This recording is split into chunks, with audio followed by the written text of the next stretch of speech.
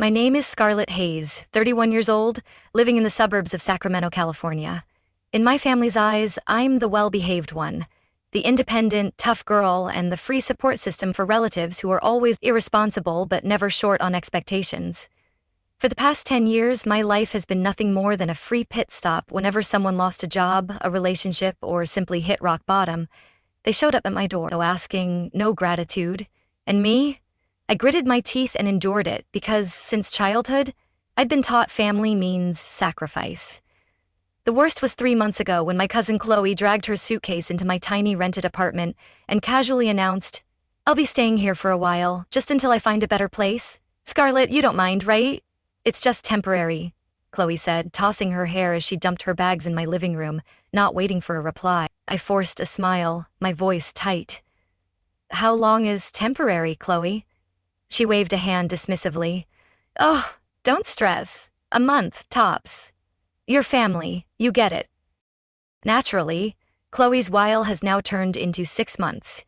She wears my clothes as if they're hers, empties my fridge every time she accidentally cleans up. Even worse is Ethan, my 35-year-old cousin, a professional freeloader. Every time he breaks up with a girlfriend, he suddenly remembers his loyal little cousin. First he needs a place to crash, then an urgent loan, never once paid. Last week, he cornered me in my own kitchen. "Scarlett, I'm in a bind. Just $500, 0 cents to get me through." "You know I'm good for it," he said, leaning against my counter, sipping my coffee. I stared at him. "Ethan, you still owe me $2,000, 0 cents from last year." He laughed, shrugging. "Come on, we're family. You don't keep score with family." I'd put up with it for far too long. But not anymore, because last week I received the official approval email for my first mortgage. After 7 years of grinding through 2 jobs and taking freelance gigs at night, I could finally afford to buy a small house in Carmichael, about a 20-minute drive from downtown Sacramento. Not a fancy mansion, just a simple single-story house with 2 bedrooms and a small backyard. Enough for a few lavender beds. But for me, it's a fortress of freedom, the final shield against the endless invasions of family. I hadn't told anyone. I wanted to savor that joy a little longer, like a secret treasure. This morning, while I was getting documents ready for a Zoom meeting, I heard the familiar click of my front door. Chloe had once again let herself in with the spare key, the one supposedly for emergencies only. "Scarlett, your coffee tastes awful. I'll make a proper one." She raised an eyebrow like she was doing me a favor, took the cup I had just made, and poured it straight down the sink without asking. I took a deep breath. "That's my coffee. And this is my apartment." Chloe smirked. "Relax, we're family. No need to be so uptight about little things." I clenched my fists. "Chloe, you can't just walk in and take over. That key was for emergencies." She rolled her eyes, pouring herself a new cup. "God, Scarlett, you're so dramatic. It's just coffee. You need to chill." That phrase, "we're family," had become their favorite shield to trample over my boundaries year after year. My phone buzzed. A text from Lily, my one true friend who never took sides against me. "Are you telling them about the new house at the family party this weekend?" I hesitated. The party was my Aunt Veronica's 60th birthday, the same aunt who loved preaching about family values whenever she needed free labor. "I'll have to avoid it forever," I replied. "It was written. Want me to bring wine or a dagger?" Lily joked. I laughed. "Wine would be more than enough." That evening, after Chloe and Ethan left for yet another social event, code for freeloading off someone else's party, I quietly took the purchase agreement from my bag. My fingers traced the bold letters. Owner Scarlett Hayes. For the first time in years, I truly owned something. Not borrowed, not compromised, not shared by their definition. This time I would protect it, even if it meant going up against the entire family. That weekend I stepped into Veronica's backyard with a mix of caution and exhaustion. Her 60th birthday party felt more like a disguised family tribunal, a place where everyone conveniently found tasks for others without ever asking for consent. I barely set my salad dish down before a shrill voice called out behind me, "Scarlett, we heard you've got some exciting news." I turned to see Miranda, my 33-year-old cousin, a self-proclaimed Instagram princess living off her parents since 25, smirking at me. Next to her was Vanessa, 36, freshly divorced for the second time, infamous for treating other people's money as her personal playground. You need to celebrate your new house. Even if you didn't tell us. Amber and Veronica's been bragging all over town, Miranda said, feigning a pout.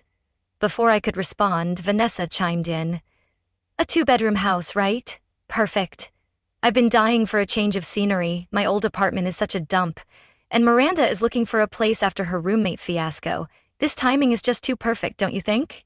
I looked at them, trying to process what I had just heard, but they kept going as if every detail had already been decided. I think I'll take the back room since I need quiet for my online work. And Miranda obviously needs that natural lighting for her live streams, Vanessa said casually, as if it were a given. Exactly. The front room has the best window for content shots. And don't worry, we'll help with the bills. A little from each of us. Family stuff. Easy peasy, Miranda added, flipping her hair like she was granting me a favor. I tightened my grip around the icy glass of water. I had never invited them, never even hinted. You're assuming I'm okay with this? I asked, my voice low but sharp. Miranda laughed, waving a hand. Oh, Scarlett, don't play coy. You've always been the generous one. Why would you buy a house if not to share with family? Vanessa nodded, smirking. Yeah, it's not like you need all that space. We're doing you a favor by filling it. Yet, in their eyes, my house had become their new shared home by default. Suddenly, Aunt Veronica appeared, her voice loud and clear. Scarlett, I've always told you, a house is meant to keep family close. Your mother passed so early. I see you as my own daughter. Now that you have your own home, this is the perfect chance for us to be closer. You see, oh, I saw it. All right. That closeness she spoke of was nothing more than a convenient excuse for endless freeloading under the noble guise of family ties. I was about to respond when Vanessa turned slightly, scrolling her phone nonchalantly. I've already sent you the link for the new sofa set. Go ahead and pay for it first. I'll reimburse you by the end of the month, and I've put down a deposit for beige curtains for my room. We need the house to look cohesive, Miranda chimed in without a hint of shame. Scarlett, you're not seriously going to make us beg, are you? She added, her tone dripping with mock offense. It felt like someone had landed a punch straight to my gut. They had taken it upon themselves to decide everything. The living arrangements, the furniture, even my wallet. My phone buzzed. A text from Lily. Your cousin just posted a story, moving into our new home with family. You better brace yourself. I drew in a long breath, forcing down the anger rising up my throat. Deep inside, though, I knew my patience had reached its limit. Miranda, Vanessa, listen carefully. My voice was oddly calm, though my heart was pounding like a drum. I never invited anyone to live with me. That house is my personal space. There will be no roommates, no shared rooms, no splitting bills, and absolutely no using my card for your group shopping. The backyard fell silent. Everyone turned to look at me as if I had just dumped a bucket of ice water over their heads. Vanessa blinked, then chuckled. Scarlett, why so serious? This isn't something to make a fuss over. Miranda shrugged. Exactly. Family helps each other. You're overreacting. Aunt Veronica placed her hand on my shoulder. Gentle in appearance but heavy as stone. Scarlett, your mother would be heartbroken seeing you behave this way. Remember, we only have each other. Don't you dare bring my mother into this, I snapped, my voice cutting through the air. She'd be ashamed of how you twist family to justify taking advantage of me. Veronica's eyes widened, her hand dropping. Her hand dropping. Scarlett, how dare you speak to me like that? The same old guilt song playing on repeat. I looked at her, then at my two cousins, their faces expectant, waiting for my usual compliant response. This time, I smiled. Not the smile of resignation, but the kind of smile you wear when you know exactly how the game will end, because you're the one holding the deck. Well then, all right. I spoke slowly. Since we're family, let me handle the arrangements properly. You two just focus on packing your bags. I turned and walked away, leaving behind three faces twisted in a mix of confusion and excitement. They had no idea that this time I was the one moving the pieces. That evening, when the apartment finally returned to a rare quiet, I sat alone at the kitchen table, a warm yellow light casting soft shadows on the worn wooden surface. In front of me lay the house purchase agreement, a symbol of pride I hadn't even had the chance to enjoy, now buried under the weight of their shameless demands. I unlocked my phone, scrolling through contacts until I landed on a familiar name. Owen Blake, a college friend now managing logistics for a small company in Sacramento. A man who knew how to keep things discreet, and even better, how to handle delicate situations efficiently. I typed, "Owen, do you know a place that rents out storage units? The more private, the better." Less than 5 minutes later, my phone rang. "Scarlett, are you planning a relocation or a personnel cleanse?" Owen's tone was dry, with a hint of amusement, though I knew he was dead serious underneath. "Cleanse," I replied. "About time," he said, his voice low. "They've been walking all over you for years. What's the plan?" I smirked. "You'll see. Just get me that storage unit. Flat." "Then you've called the right person," Owen chuckled. "I'll set you up with a 10x5 unit about 10 minutes from your place. Rest assured, no one's going to mess with it." The first step of my plan was in motion. For the next 3 days, Miranda and Vanessa showed up at my apartment more often than Amazon deliveries. Each time, they'd accidentally bring a few more items. Suitcases stuffed with clothes, yoga mats, candle racks, a collection of wine glasses engraved with Miranda's mood, and, of course, boxes of cheap, sparkling costume jewelry. "I think this standing mirror would look perfect in our living room," Vanessa said casually, slamming an oversized gold-framed mirror against the wall. "I've ordered a Scandinavian-style rug. They'll deliver it this weekend. I'll just use your card for now, Scarlett. Saves us all the hassle," Miranda added, eyes glued to her phone, issuing commands like it was her house. "You're okay with that, right?" she asked, glancing up with a fake smile. I raised an eyebrow. "You didn't ask before ordering, Miranda." She laughed, brushing it off. "Oh, come on, you're not that petty. It's for our house." I didn't respond. I simply smiled, raising my phone to snap photos of each item, every invoice they so casually assigned to me. Everything was neatly stored in a special Google Drive folder, aptly named The Truth. That evening, I sifted through messages. Miranda had sent me a link to a sofa priced at $2,500, 0 cents, with the message, "You buy it first, I'll pay you back later, promise." Vanessa, not to be outdone, had sent photos of imported curtains with the note, "Just investing in our home, that's all." Every word, every image. I archived them all, meticulously. Owen didn't disappoint either. On Friday afternoon, he sent me the lease agreement for the storage unit, along with a message, "The unit's cleared out. I even set up a private security camera just for you. Should make for some entertaining footage." The so-called pre-move day, Miranda's words, not mine, arrived sooner than expected. For bringing a few more boxes today, easier to get a head start. "Make sure you've got space ready," Vanessa texted at 8:00 a.m. I replied, "Don't worry, everything's ready." That afternoon, as Miranda and Vanessa lugged their belongings into my apartment, I maintained a calm, pleasant smile. They had no idea that every time they turned their backs, I was quietly filming, framing and saddling more, gathering evidence for the bigger play ahead. "Scarlett, I scheduled a full cleaning service for the new house. They'll send the invoice to your email," Miranda announced, not even looking up. "You're welcome," she added sarcastically, as if I owed her gratitude. I stood there, composed like a prop in their family drama. That night, I called Owen. "I need a truck for Monday, not the usual moving rental. I want this handled smoothly, discreetly, and most importantly, only you and I know the final destination." "Scarlett, hearing this from you makes my day," Owen chuckled. "Trust me, they won't know what hit them until it's too late." "They think they've won," I said, my voice steady. "They think they've kept secrets that my laptop found. Streak files, videos, text threads filled the screen, each one a record of how they had taken advantage of me. Each invoice, each empty promise of, 'I'll pay you back.'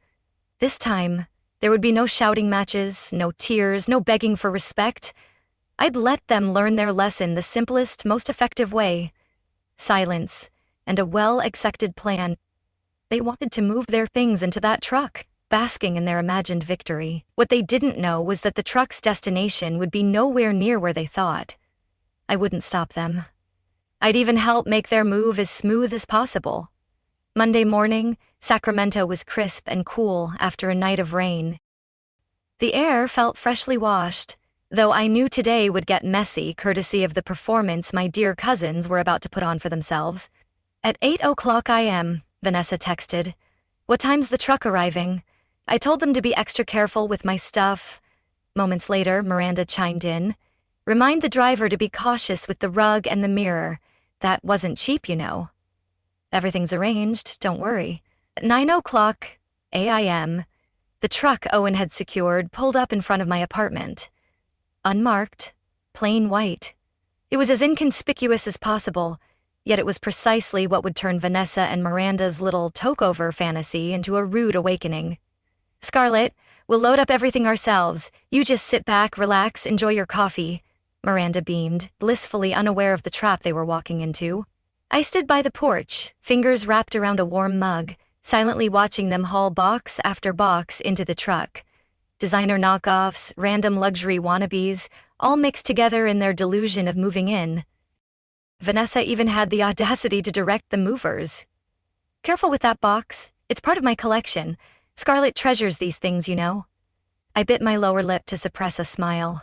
Yes, I did cherish these moments, but only because they were willingly helping me clear all their junk out of my life.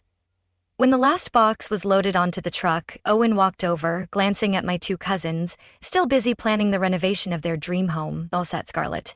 Destination updated. The storage unit is waiting." I nodded. "You did well. Be careful. They won't let this go easily." Vanessa waved enthusiastically.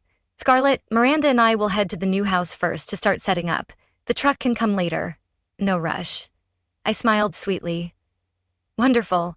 See you both there." They sped off, thrilled.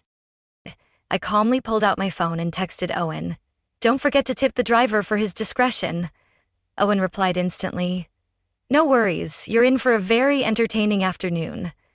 30 minutes later, my phone rang non-stop.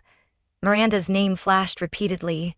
I let it ring until the third call before answering, my tone nonchalant. "Have you reached the house yet? Girlet? Where's the truck?" "It's been half an hour and still no sign, probably stuck in traffic." "Relax, Miranda." But Vanessa wasn't so easily pacified.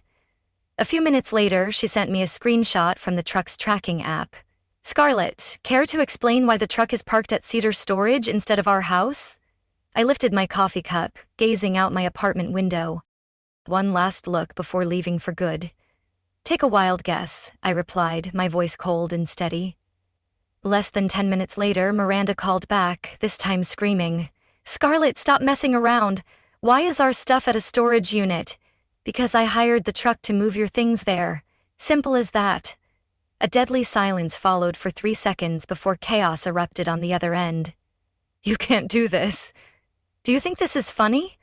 We're family." I cut them off with a firm response. "Being family doesn't give you the right to invade my personal space."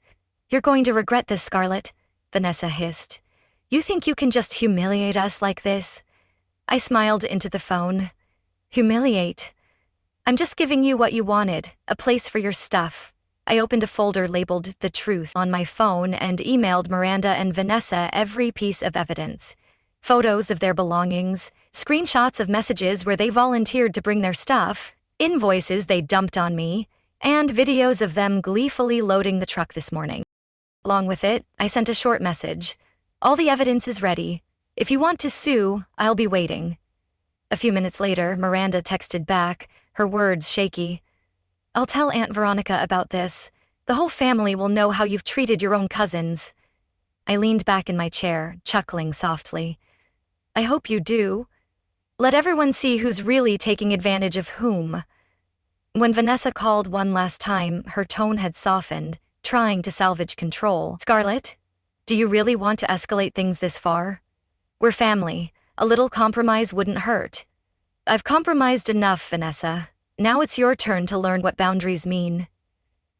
That afternoon, I stood in front of my new house, iced tea in hand, taking in the quiet surroundings. No one barging into my living room to decorate with scented candles. No one claiming space. No one assuming ownership of this land but me. The final text from Owen appeared. Storage unit lock has been changed. Don't worry, only you and I have keys. I exhaled, feeling for the first time that this house truly belonged to me. I knew it wasn't over. And sure enough, right on cue, Aunt Veronica wasted no time summoning an emergency family meeting for Saturday afternoon under the guise of resolving internal conflicts. But in reality, it was an unofficial trial where my guilt had already been decided. "Scarlett, you'll be there, right?" Aunt Veronica texted, her tone leaving no room for refusal. "I wouldn't miss it," I replied, my fingers hovering over the screen before adding, "Let's clear the air." They thought I'd bow my head and apologize like always. They couldn't be more wrong. That afternoon, Aunt Veronica's living room was packed. Not a single member of the Jennings family was missing. All those relatives who acted kind, as long as it didn't affect their own interests. Miranda and Vanessa sat smugly on the sofa, wearing faces of fake sorrow, as if they were victims of abandonment. Aunt Veronica stood in the center of the room, arms crossed, eyes sharp and accusatory. I stepped inside. "Finally, here. Then, let's hear it, Scarlett. Why have you done such disgraceful things to your own cousin?" Aunt Veronica started her interrogation, voice hissing through clenched teeth. "What did I do, Aunt?" I tilted my head, a faint smile playing on my lips. "I simply helped them move, even hired a truck, a storage unit, and paid for the first month. Very responsible of me, wouldn't you say?" The room erupted in gasps. Vanessa's face flushed bright red. "That was a setup. You tricked us. That house was supposed to be for family." Miranda jumped in, tears welling up. "How could you do this to us? We used to be so close." "Close," I said, my voice steady. "Close is when you borrow my clothes without asking, or when you order furniture on my card without permission." I nodded slowly, pulling out my phone, calmly scrolling through photos, messages, videos. The room fell into stunned silence as each piece of evidence lit up the TV screen. Miranda sending me invoices to pay, Vanessa casually talking about placing her stuff in my house as if it was her right, a video of them happily loading boxes onto the truck, laughing and chatting. I let the evidence speak for itself. When the last video ended, I looked straight at Aunt Veronica. "You called me ungrateful, but since when does gratitude mean letting people stomp all over your boundaries?" Aunt Veronica pressed her lips into a thin line, refusing to back down. "I took you in after your mother passed, gave you a roof, gave you family, and this is how you repay us?" "Repay?" I said, my voice rising. "You mean the years I spent being your free maid, bank, and doormat? That's the repayment you wanted?" The room was dead silent. I had never said those words out loud before, but now I wasn't afraid anymore. From the corner of the room, a steady, firm voice spoke up. "The girl is right." All eyes turned to my grandmother, Eleanor Jennings, 78 years old, petite but never weak. "Scarlett has endured enough. You all keep preaching about family, but in truth, you only know how to exploit it." She slowly stood, leaning on her cane, making her way toward me. "From now on, Sunday family dinners will be held at Scarlett's house," she declared, her sharp gaze sweeping across the room. "But only those who understand respect will be welcome. Anyone wanting to keep their old habits, please stay away." Miranda's jaw dropped. Vanessa turned pale. Aunt Veronica struggled to stay composed, her fists clenched until her knuckles whitened. "Mother, how can you take her side? She's disgracing this family," Aunt Veronica nearly shouted. Grandmother smiled, slow and razor-sharp. "No, she's teaching this family what boundaries mean. And if you feel ashamed, it's because you've forgotten that lesson for far too long." I stood silently, throat tight. For the first time, I wasn't alone in this battle. That meeting ended with a suffocating heaviness. I walked away amidst the uncomfortable silence of people who had just seen their true reflections. But for me, it was a moment of liberation. My grandmother quietly held my hand before getting into her car. "You did well, Scarlett.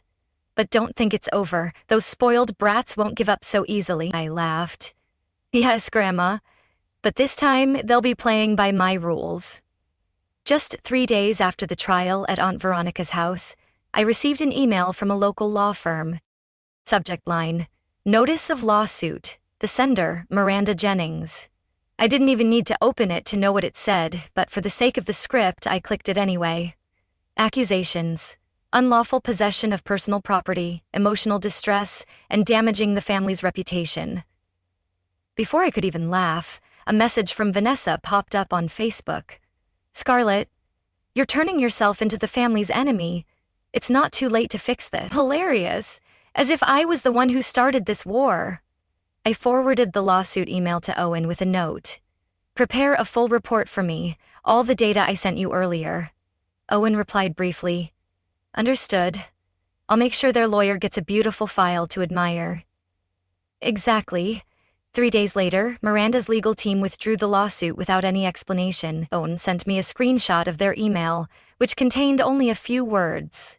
The client has decided not to pursue the matter further after reviewing the evidence provided by the opposing party. A clean victory, no arguments needed. But of course, it wasn't over. In the following days, my phone was flooded with messages from relatives near and far, a mix of concern, disappointment, and outright criticism. Scarlett, no matter what, Miranda and Vanessa are still family. You should be more accommodating. Aunt Karen, you're basically cutting ties with the entire family. See, it's sad when someone you considered family turns their back over petty ownership. Vanessa wasn't far behind, sharing articles about the selfishness of the younger generation, along with photos of boxes retrieved from storage, captioned, "Things that once held memories are now treated like garbage." I read them all, not with anger, but with pity. Then, on a Friday afternoon, while organizing my bookshelf in my new home, where every item was mine, placed exactly where I wanted, I decided to end this game. I picked up my phone and blocked every number, every social media account. One by one. No hesitation. Family is forever. That's something I don't deny. But toxic relationships don't need to be. Shared blood does not grant anyone the right to exploit others. Owen messaged me. You sure? They'll keep making noise on Facebook, Reddit, Nextdoor, every platform they can find. I replied, they can see whatever they want, but they will never cross my doorstep again. That evening, as I sipped my glass of red wine, Grandma Eleanor called. Scarlett, I just watched that circus on Facebook. Quite the show. But you don't need to bother. Those who truly know you won't fall for cheap tricks. I smiled. Grandma, I'm fine, really. I just feel sorry for them. They've spent their entire lives believing they're entitled to take from others. Grandma chuckled softly. Then let them learn that lesson the hard way. Everyone pays for the boundaries they refuse to respect. Before hanging up, she added, This Sunday, I'm coming over for dinner. Not the old family dinner nonsense. Just me, you, and the people who deserve to be there. I realized then that I had finally found what I thought was impossible all these years. A real family. Small but genuine. Sunday night, my kitchen was filled with the warm aroma of baked lasagna, soft jazz music drifting through the air. No arguments, no intruders rummaging through my fridge or piling up their belongings like it was theirs. Just me, Grandma, and Lily, the one friend who stood by me when my so-called family turned away. She gently placed her hand over my heart. It's the feeling you have right now. Freedom, peace, and self-respect. Grandma clinked her glass with mine, her eyes shimmering with quiet joy. Not everyone has the courage to reclaim their life. Today you did. I smiled, not needing to say anything more. The answer was already here, in every tidy corner of this house, in every gentle breath of a peaceful evening, in the mirror near the window. The reflection showed a woman sitting in her own. No crowding, no need to make room for anyone else. That was the clearest answer of all. Outside, the breeze gently stirred the newly planted lavender pots. I poured myself another glass of wine, savoring this quiet moment. On Monday morning, for the first time in months, I woke up to complete silence in my house. No Miranda shouting from the living room. No Vanessa perched on my kitchen counter, rummaging through my tea box as if it were her birthright. Only warm sunlight streaming through the curtains, the smell of coffee I brewed myself, and the soft hum of old jazz from the radio. Funny how mere silence could feel like shedding an invisible shackle. My phone rang. Scarlett. It was Owen. Neither thing settled. Miranda's lawyer confirmed they're dropping the case, and Vanessa's busy deleting every smirk post on Facebook. His voice was gleeful, but I only chuckled softly. Let them scramble with their old tricks. Just then, another notification popped up. A message from Nathan Walsh, my 34-year-old neighbor and owner of the small bookstore on the corner who had quietly helped me more times than I could count when my cousins caused trouble. Beautiful day today, new house, new beginnings. Lunch? I know a place with the best lemon tarts in Sac. I stared at the screen for a while, not because I was surprised, but because I realized how many years I had spent dodging genuine kindness. Too busy defending against those who never deserved my energy. I typed quickly. Noon, don't forget the iced coffee. Nathan picked a small, quiet cafe about 15 minutes from my place. No fuss, no crowd, just the soft clinking of silverware and the rich scent of pastry. You look different today, Scarlett. He set the coffee in front of me. Like, you're finally breathing after being underwater for too long. I laughed. Breathing indeed, but this time in my own air. We talked about little things. The new book Nathan had just stocked, the small plant corner I was planning for my backyard, even silly debates like which lavender variety handles the sun best. No one mentioned Miranda or Vanessa. No one brought up the Jennings family, and I didn't feel the need to either. They were part of an old story. I was here writing my next chapter with simple, ordinary things. That to me was the most luxurious thing I'd ever had. In the afternoon, I returned home carrying a few small flower pots Nathan had gifted me. Stepping through the wooden gate, I felt a strange yet familiar sensation.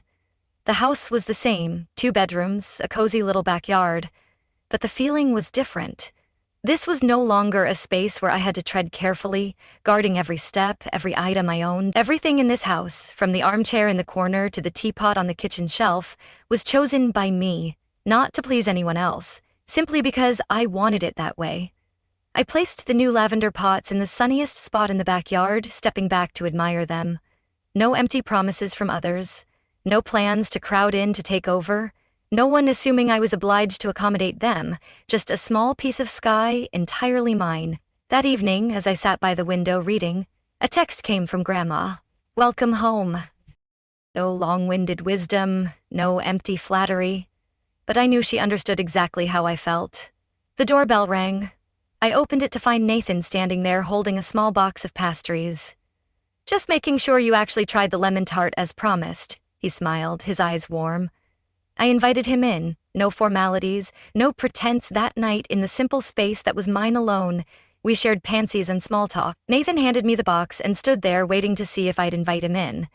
I simply leaned aside, holding the door open. No polite pleasantries, no hint of reluctance. He stepped in, walking past the new rug I had just picked out last weekend. In the corner of the living room stood the brass reading lamp I had loved for so long, once dismissed as too old-fashioned into my book, with no one daring to criticize it anymore. Nathan placed the pastry box on the table, accidentally nudging aside a folder labeled Private. He didn't ask, and I didn't explain. Those with enough grace understand which things are better left unsaid. I poured the tea, the soft scent of lavender gently filling the room that had once been noisy with other people's voices. Only the quiet clink of a spoon against porcelain remained. Every other sound was unnecessary. Outside, the breeze lightly swayed the newly planted trees. No one rushed, no one crowded. The house at last was a true home again. Not a landing pad for those hiding behind the word family. The tea in my cup had cooled halfway. I hadn't bothered to refresh it, but that was all right. Everything now felt full, just as it was. No words needed to be spoken. What are your thoughts after hearing this story?